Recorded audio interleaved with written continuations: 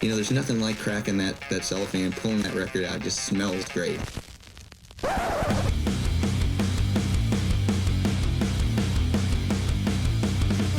Welcome to BODS Mayhem Hour. Non-stop hardcore energy. I love the show, guys. You're awesome. Unlike any other. With your host, John the Bod, a.k.a.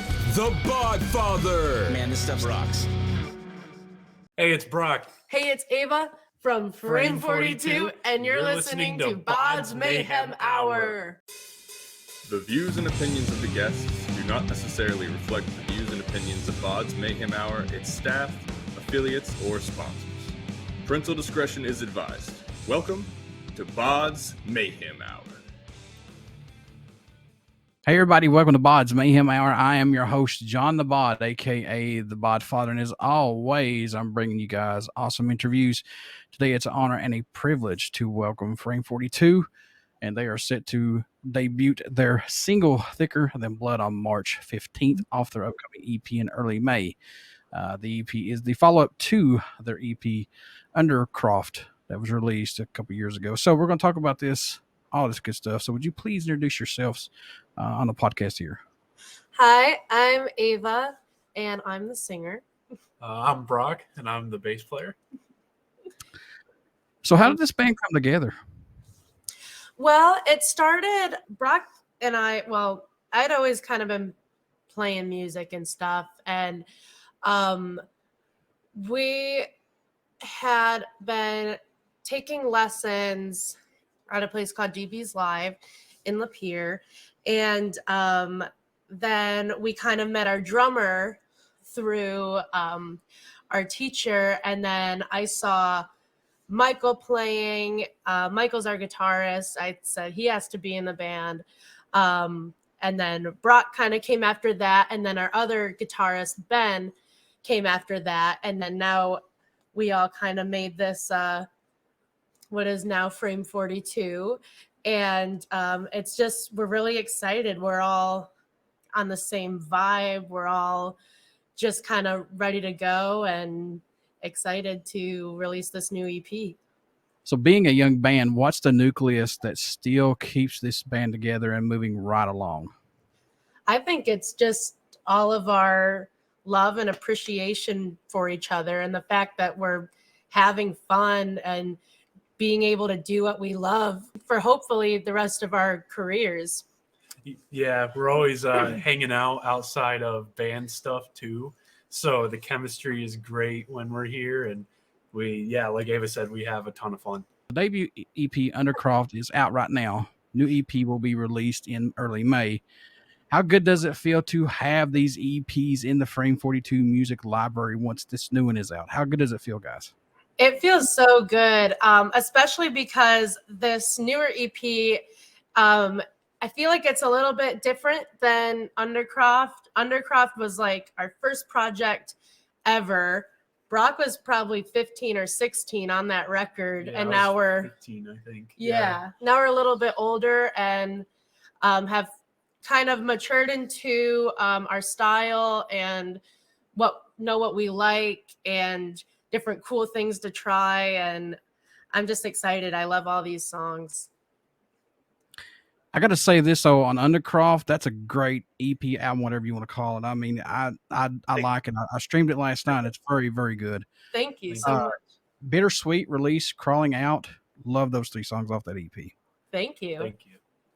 For you guys though, did you feel like you needed to come out swinging with that and to make a statement to say, hey, like, just because we're young doesn't mean that we can't, throw down with the rest of you? Oh yeah, I think it's pretty common to kind of get underestimated because of ages. And actually one time we were playing a gig at this felt like a tougher music venue, and we were definitely the youngest, and we got called the ABC band right before we were supposed to go on stage. We were like, oh, that wasn't too cool, but by the end everyone was like moshing to Barracuda or whatever we were playing, and so it was kind of cool to win them over though. So would you say that was the hardest crowd to win over, or was there one even more harder? Ooh, I want to say one of the festivals is tricky because everyone, I feel, well, actually, I don't know. What comes to mind is if there's a band before us that's super, maybe like a lot heavier than us, and we're not too heavy, I feel like, but the crowd's vibing with them, and they're loving the heavy stuff and like the screams. I'm just kind of like, uh-oh, are they gonna like us? But it's usually it's more of a in your head kind of thing. I don't think, besides that, the gig that I mentioned, that there'd been any situation where the crowd just wasn't vibing at all. Actually, can you think of one? I kind of agree with the festival thing a little bit. Usually, like by the second song or so, people will be on your side. But like that first song, because at festivals, it always seems like everyone's there to see somebody else. Yeah. And like, yeah, you're the band before them. So it's like they're going to take a little bit to get warmed up. But then like once they're in it, they're in it. So it's, yeah. I'm anxious to see with this one that's coming out because, like I said, this other one you guys did was pretty damn good. It was really good. Well, thank you. But yeah, I'm anxious to see this one coming out. So, with that being said, what led the track "Thicker Than Blood" to be the first song released off this upcoming EP, guys? What was it about that song that said, "Yeah, that needs to go out first"? I think it's just the hook. It's just a cool, groovy one. And what's interesting is that it's not really like any of the other songs on our new EP. It's kind of interesting because we love that we haven't put ourselves in too small of a box where that we can't only make a certain kind of rock, because a lot of the other songs, there's some that are even like poppy, there's some that are just acoustic and slower, and but Thicker Than Blood is kind of a good baseline on what our kind of vibe is. So, are you guys still having the butterflies when you're coming on stage, or no? Has it already settled in now?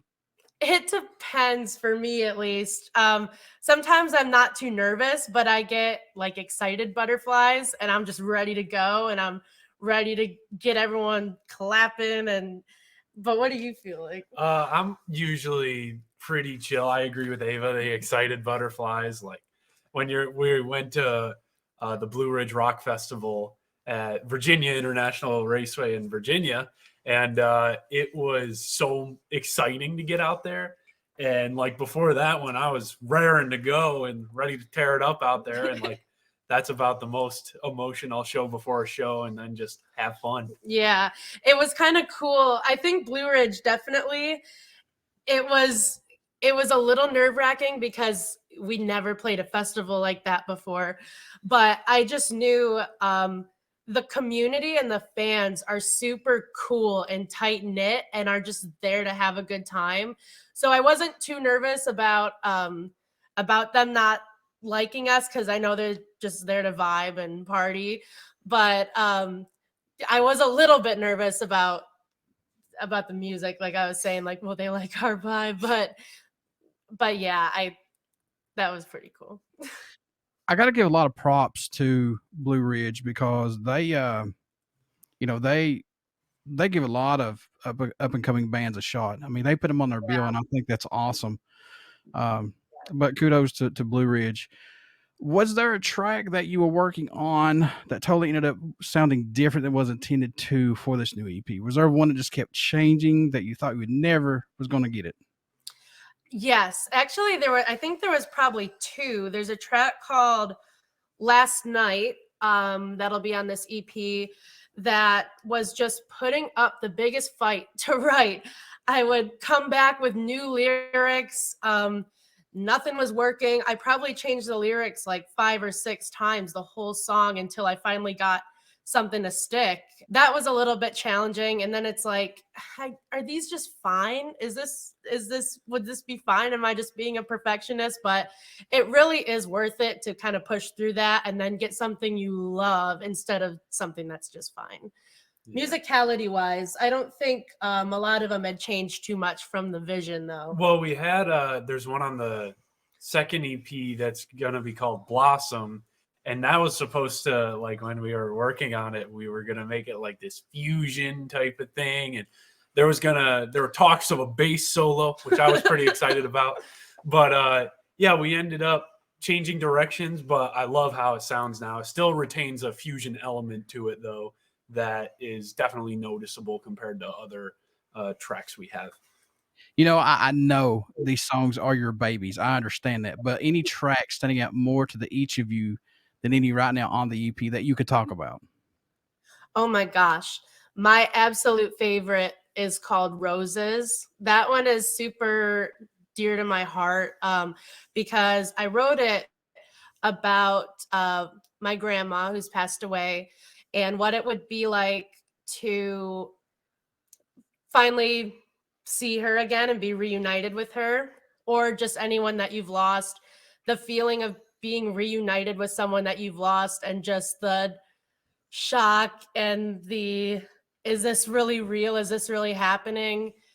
It's a really it's pretty emotional, but I just love it. I think it's a great song anyways. I love that one. I have a hard time narrowing it down to like a single song, but Yeah. I can tell you that there's one on the first EP that's coming out called Ramona that I absolutely love, and it's one of my favorites out of all of them. And then on the second EP, there's one called Petunia that I really love as well. And yeah, it's hard to narrow it down. It's hard to narrow it down. But there's lots of stuff to look forward to. Yeah, absolutely. I've always said music is therapy for anybody and everybody. I don't care what type of race you are. I mean, music is therapy, man. It's just like the ultimate drug, if that makes sense. Yeah.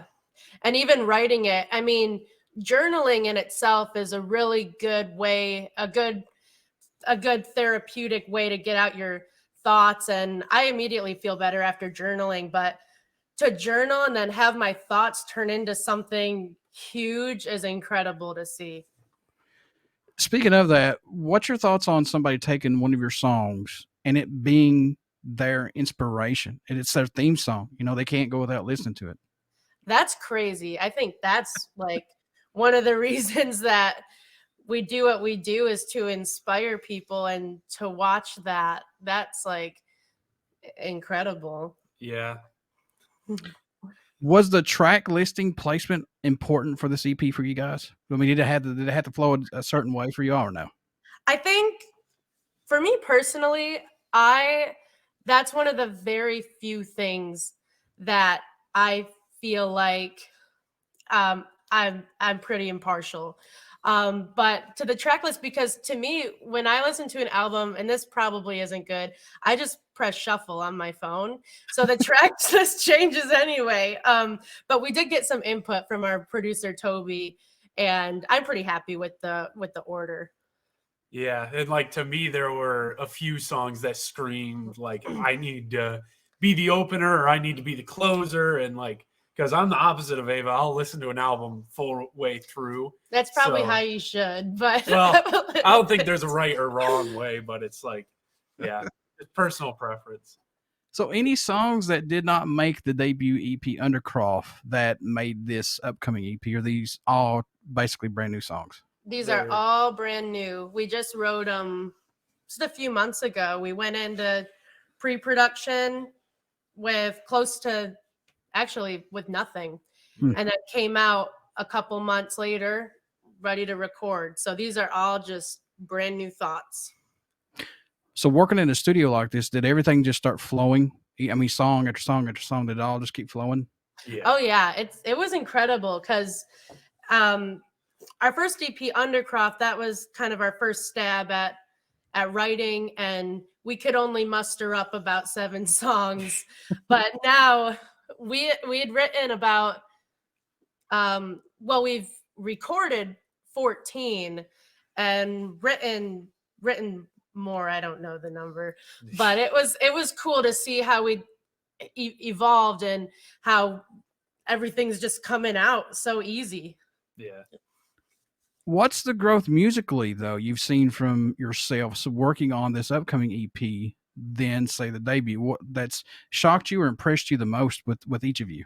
Well, like for me, over the time between Undercroft and this one, I started getting a little bit more into progressive music and into the heavier side of music. So, and I think our, at least instrumentally, it reflects that a little bit. There are some more time signature changes than we had on Undercroft and more progressive elements like that. And I think the writing just also got a little bit heavier, but it still is rock. And I'm excited to see like how it evolves for the next one too. Yeah. Now, you guys have been working with legendary music producer Toby Wright, who's worked with Seven Dust, Alice in Chains, and Kiss. How's working with him, and does he get something out of you all that maybe somebody else might not get? Absolutely. He's awesome. Yeah. And I think just because we've known him for a while now, that it just feels like talking to your family or like a really close friend, where he just knows us and we know him and we know the vision and we're all on the same page to go get what we want. Are you guys eventually wanting to put out a full length, or is EPs the route to go at this time? That's something we'd kind of been debating on. We will put a full length album out there, but we'd heard a bunch of different things, like only release singles, like singles are the way to go. We've heard only do EPs, or don't do a full album, only do albums. So we kind of came up with a good middle ground. We're going to do some singles, we're going to do some EPs, and then we're going to do the album. So I think it's a good middle ground on where to go, because I don't know if anyone knows the answer of what's the answer, but we're just gonna kind of do what we feel is right, and I don't know if you can go wrong with that. It's just like the old saying, those, what was it, like throw mud to the wall and see what sticks, Yeah. That's pretty much what we're gonna do. What do you hope everyone takes away while listening to your music in general? What do you hope they get from it? I hope, especially for some songs like Roses, or there's a song called Harley's Lullaby, that I would just like them to listen and just forget everything and just be totally submersed in this music and just be comfortable and forget all their worries or anxieties, and like you said, just be immersed in this therapeutic device. Being a female vocalist, how important is that for you? Because now you have other young ladies that are going to look up to you.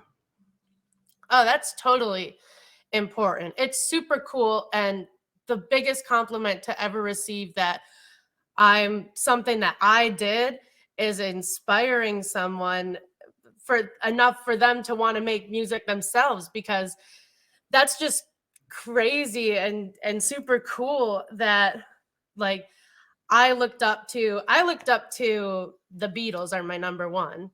I think that's the same for a lot of musicians, but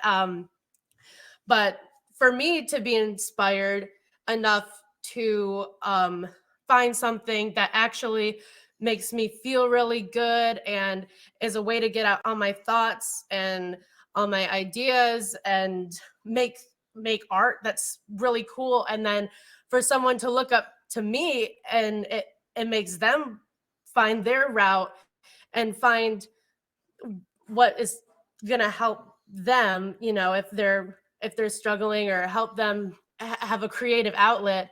That's super cool that I inspired them enough to find music, to find and create music. Brock, I will put in a note that you need a bass solo, so that way you can show your talent there. Maybe I'll slide that in there to the next meeting. I'll put that in at the next meeting for you, sir. I got you. Oh, thank you. Brock Yeah. makes Yeah. a request. Hey, tell him. Yeah.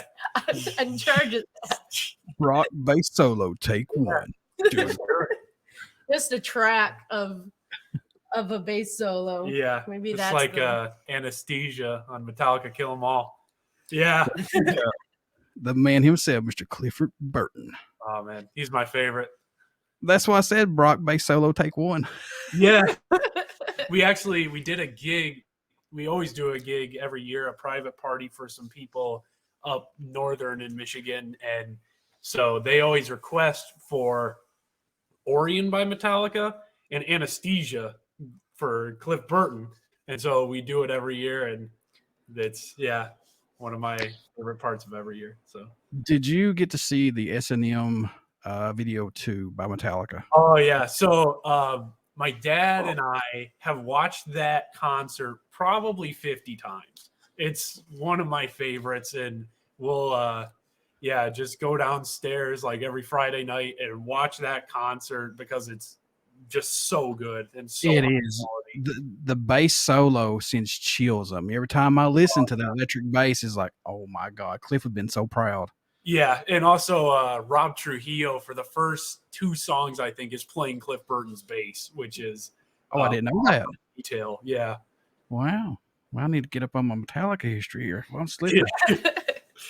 All right. Do you still have a go-to album or song that you find yourself going back to and listening to from time to time? I know there's got to be an album or song that you just cannot kick out and you eventually have to go listen to it. Ooh.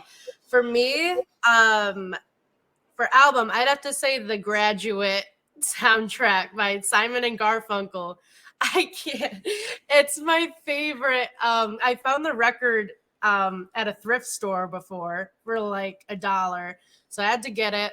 And then it's just such a cool record to just put on and just chill to. I like there's some cool like instrumentals in between the songs that's just super comforting to me. It's one of my favorites to put on if I'm ever sad, especially April Come She Will is a really sweet song. For me, I mainly stick it to albums and Master of Puppets, Van Halen 1, Van Halen Diver Down,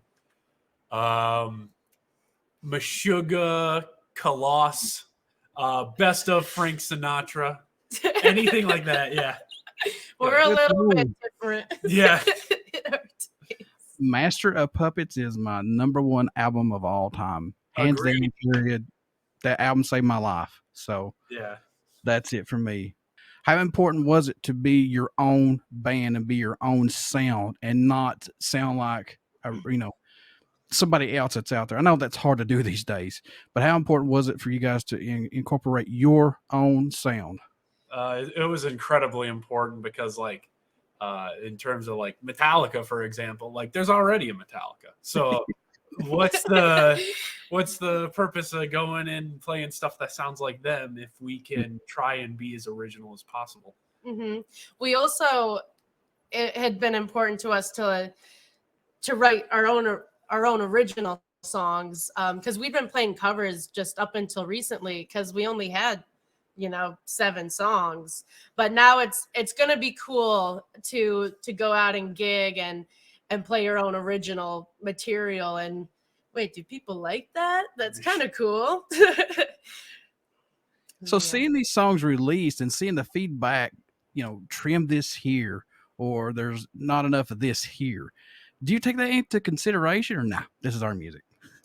It's kind of like, well, we like it this way. Yeah, it depends on who it's coming from, I think. Like if it's a Instagram user 123, like I'm sorry, bud. Like I don't think we're gonna take that too far. No profile picture. And they're saying like this sucks. And like, yeah, I'm sorry, bud. But but if it's coming from like trusted sources around us, we definitely take anything into consideration. Yeah. All right, if you both could be a member in one iconic band and play one of their legendary shows, which band would it be and what show? Wow. Boom. That is I've a never great heard question. that one before. Oh man, there's so many good ones, which is hard to say. Like I'd say like Metallica Moscow '91 would There you be an awesome one. Like largest concert ever at the time, I think, and like then probably for me Van Halen Live Without a Net from I think 1986, Oh, which was a really good one too. And yeah, probably one of those two. Maybe playing bass next to Eddie and playing bass with Metallica. The first one that comes into my head, because I'd mentioned the Beatles earlier, is probably their Shea Stadium. That was up there. I mean, that one was crazy. I think that was the reason that they didn't perform live anymore, is because, and don't quote me on that, but I think it's because like the crowd was so loud, you couldn't even hear them over the amps, and they didn't have any amps at the time that were loud enough to be any louder than that they were. But it's just cool. People were going nuts. I'd love to perform at Red Rocks too. That would be it. That's an awesome venue. Just anyone at Red Rocks. their amps didn't go to 11. That's what They happened. did. These go to 11. Fatal mistake. All right, Ava and Brock, how can folks stay in touch with you guys? Buy this upcoming EP, everything under the name of Frame 42. How can he do that? You can check us out on Instagram, Facebook, Twitter, and TikTok, all under Frame 42 Band. And we also have a website, frame42.com. And I'll also have all the links posted in this interview when it goes out for everybody to enjoy and to listen to. And I hope you guys enjoy. And plus, before I let you go, would you care to do a promo for my show? Sure. No, yeah. Hey, it's Brock. Hey, it's Ava from Frame Frame 42, 42, and you're you're listening listening to to BODS BODS Mayhem Mayhem Hour. Everybody stick around. We got some great stuff coming up, and you only hear these interviews right here on BODS Mayhem Hour. Get out and check out our Facebook page. It has our podcast link and our YouTube link that you definitely want to subscribe to. And please get out and check out Frame 42. Their new single, Thicker Than Blood, will release on March 15th off their upcoming new EP that will release in early May. So you definitely want to get up there and check that out. Plus, check out their EP album that they got out right now called Undercroft. You will definitely dig this. The vocals, everything. This whole album is tight. It's very, very good. So, Brock, Ava, thank you all so much for doing this interview with me today. Thank Oh, you, thank for, you for having having us. Not a problem.